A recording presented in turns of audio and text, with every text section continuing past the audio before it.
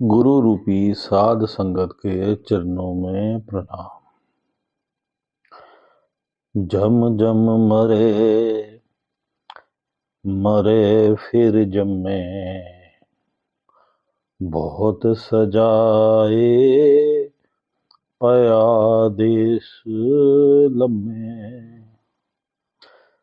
जिनकी तिसे न जानी अंधा, ता दुख सहे प्राणिया। जीव जो है वो जन्म मरण के चक्र में फंसा हुआ है, बार बार पैदा होता है, कभी मनुष्य योनि में, कभी देवता योनि में, कभी नक्षत्रों की योनि में, कभी तारा ग्रह मंडल की योनि में, कभी राक्षस की योनि में, कभी शैतान की योनि में, कभी पक्षियों की योनि में, कभी जल के प्राणी मछली आदि के योनि में, कभी धरती के प्राणी जो हैं, जो चलने वाले प्राणी हैं, शेर, चीता, भालू, हाथी, घोड़ा, हिरण आदि योनि। कभी कीट पतंगा, कभी सर्प योनि।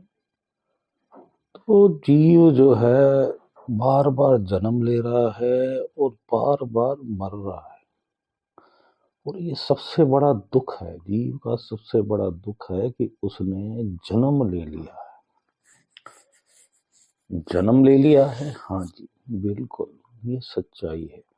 जिस दिन जीव संसार में एक्सपीरियंस लेने आया, अपने निज धाम से बिछड़ के, परमात्मा जो परमात्मा आत्माओं का सागर है, उससे बिछड़ के संसार में एक्सपीरियंस लेने आया, जब उसने जन्म लिया तो उस दिन से दुखों का जो पहाड़ है उस पर टूट पड़ा। वो बार बार जो है वो जन्म ले रहा है, वो बार बार मर रहा है और असहनीय पीड़ाओं को सह रहा है। उन जन्मों में बहुत तकलीफों को सह रहा है। आप देखो संसार में, जैसे समुद्र में देखो तो एक छोटी मछली है, उसको बड़ी खा रही है, क्या उस छोटी मछली को पीड़ा नहीं होती है? आप अपने आप पे लेके देखो, आपको कोई खा रहा हो तो कितनी पीड़ा होगी। वो भी तो प्राणी है, वो भी तो परमात्मा का जीव है, उसमें भी तो जान है, उसको भी तो शरीर प्रदान है, क्या उसको पीड़ा नहीं होगी? इसलिए वो भी तड़प रहा है। कभी मकड़ी के जाल में चींटी फंस रही है, या कीड़े मकोड़े फंस रहे हैं, उनको फिर वो टुकड़े टुकड़े करके खा रही है। कभी जंगलों में जाओ, देखो जिंदा ही प्राणियों को शेर चीते नोच के खाना शुरू कर देते हैं। लक्कड़ बग्गा बाघ हाइना, आप देखोगे कि ये लोग तो मारते भी नहीं है प्राणी। कितनी असहनीय पीड़ा सहनी पड़ती है, उसकी आप कल्पना करो, आपकी कल्पना से भी परे है। और वो कोई और नहीं है, हम में से ही है, हम इन्हीं योनियों में से घूमते फिरते आ रहे हैं। हम ये सीधा डायरेक्ट नहीं पहुंच गए, कोई वीआईपी नहीं लगे हुए कि उठा के मनुष्य बना दिया जी, हम अपने आप को बहुत बड़ा वीआईपी समझते हैं। वहां कोई वीआईपी नहीं है। हर जीवात्मा इन चक्रों में घूम रही है, जन्म मरण के चक्कर में घूम रही है, बार बार गिर रही है, उठ रही है, गिर रही है, उठ रही है। यहाँ तो देवता भी जो अगर आप बन जाते हो, फिर भी इन्हीं योनियों में वापसी आना पड़ता है। अधोगति भी होती है, ऊंची गति भी होती है। तो भाई क्या करे, ये जन्म मरण के चक्कर से कैसे छूटे? बहुत सजा मिल रही है इस देश में, बहुत सजाए पया देश लम्बे। इस लंबी सजा, बड़ी लंबी सजा, इतनी लंबी सजा कि इस पीड़ा को अगर जीव देख ले, अगर उसकी दृष्टि सुरत चढ़ जाए और वो अंदर ध्यान उसका लग जाए और वो अपने पिछले जन्म देखना शुरू कर दे, तो उस पीड़ा को देख के उसकी रूह कांप जाएगी कि मैंने, मतलब उस जीव ने खुद कितनी पीड़ाएं सही हैं। और अगर उसने छुटकारा इस मनुष्य योनि में नहीं किया तो फिर उसको और ये पीड़ाएं सहनी पड़ेंगी, कोई और नहीं सहेगा, वही सहेगा, वही जीव। तो इसलिए जिन कीता तिसे न जाने अंधा, परमात्मा ने ये जो संसार रचा है, ये सारा कुछ है, जिसका ये सब कुछ है, जो करने वाला है, जो कर्ता पुरख है। परमात्मा क्या है? कर्ता पुरख, सब कुछ वही कर रहा है, सब कुछ उसका है। उस तो उस जिन कीता तिसे ना जाने अंधा, जिसको परमात्मा को जो जीव जान नहीं पा रहा, तो वो ब्लाइंड ही समझो, अंधा समान समझो। संसार की उसकी आंखें हैं, लेकिन उसकी जो आंखें वास्तविक आंखें हैं वो नहीं है उसके पास, जिससे वो परमात्मा को पहचान सके। या हम तीसरी आंख भी कह लेते हैं कई लोग शास्त्रों में, ये अंदर की आंख, कि जीव का रुख जो है वो परमात्मा की तरफ नहीं है। इसीलिए वो दुख पा रहा है कि वो परमात्मा को पहचान नहीं पा रहा, परमात्मा को जान नहीं पा रहा, अंधा बना हुआ है, और इसीलिए दुख सहे जा रहा है, सहे जा रहा है, सहे जा रहा है। जो भी जीव ये मनुष्य योनियों में बड़े अच्छे अच्छे सुख भोग रहे हैं, अगर वो ये सोचते हैं कि ये जो उनका सुख है ये परमानेंट रहेगा, तो ये उनकी गलतफहमी है। शास्त्रों के हिसाब से तो ब्रह्मा जी का भी जो सीट है वो भी परमानेंट है, इंद्र को भी अपना सिंहासन छोड़ना पड़ता है।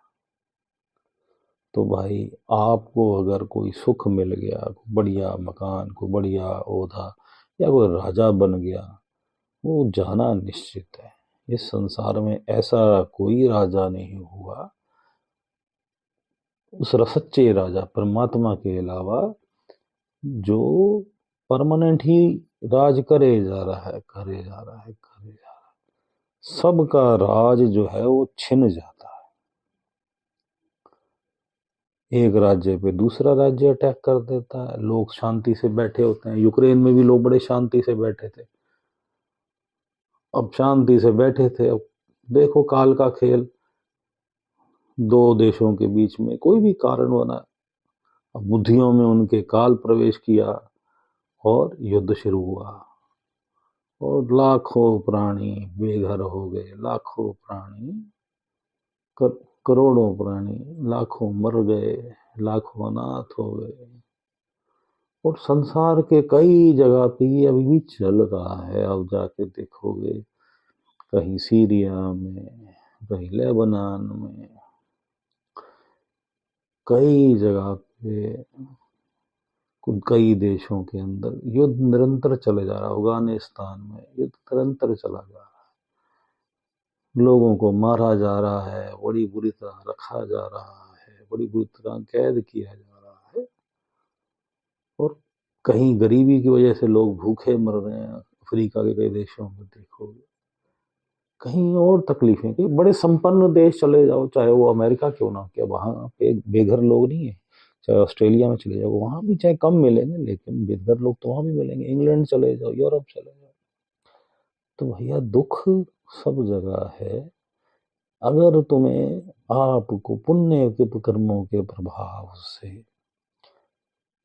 कुछ अच्छे सुख मिल गए हैं, कुछ भोग मिल गए हैं, उन भोगों में उलझो मत, मन को वहां अटैच मत करो, ठीक है, रहो। ये भी नहीं कि उसको छोड़ के आप जंगल चले जाओ, लेकिन मन को परमात्मा की तरफ लगाओ, क्योंकि जिन कीता तिस न जाने अंधा, अंधे मत बनो।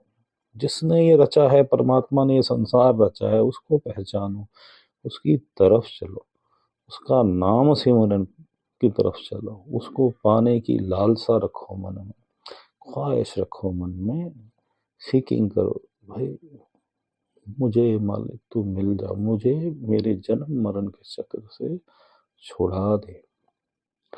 मैं ये संसार के ये दुख जो है ना, इनसे बहुत परेशान हो गया, और ये जो मुझे ये छुड़ाना वो तू ही कर सकता है, तेरी कृपा से ही मुझे पूर्ण गुरु मिलेगा। तेरी कृपा से ही मेरा मन जो है वो तुझ में लगेगा, मैं कुछ नहीं कर सकता। बार बार जन्म ले रहा है, बार बार मर रहा है, पता नहीं कौन कौन सी योनियों में कितनी तकलीफें झेल रहा है, कहीं कैद कर दिया, कहीं नर्क में डाल दिया, कहीं आग में डाल दिया, कहीं रेगिस्तान में डाल दिया, कहीं जल रहा है, कहीं डूब रहा है, कहीं पीड़ा सह रहा है, कहीं लटका दिया, कहीं गला काट दिया, कहीं कोई प्राणी नोच के खा रहा है, कहीं कोई जिंदा ही खा रहा है। कितनी तकलीफ है, कितनी तकलीफ है, इसका बयान नहीं किया जा सकता।